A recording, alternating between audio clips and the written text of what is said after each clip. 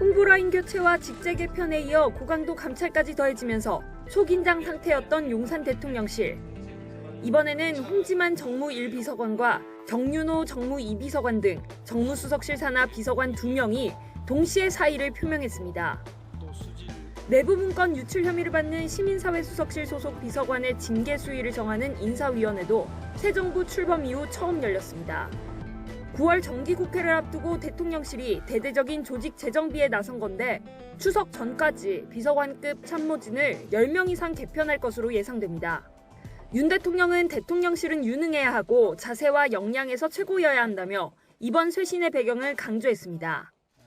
국민에게 가장 헌신적이고 가장 유능한 그런 집단이 돼야 국민에게 제대로 봉사할 수가 있고 국가에 대한 헌신적인 자세 그리고 업무 역량 이런 것들이 늘 최고도로 유지돼야 된다고 생각합니다.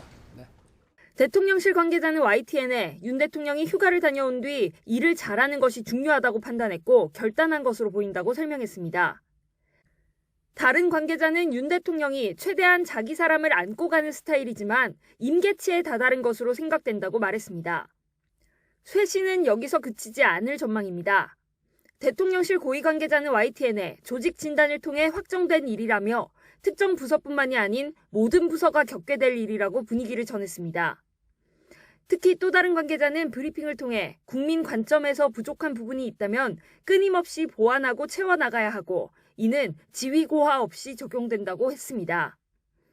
대통령실은 또 이런 조치들이 이른바 윤핵관 힘빼기가 아니냐는 질문에 대통령실 안에서 별도로 이해관계를 달리하는 사람은 있을 수 없다며 선을 그었습니다.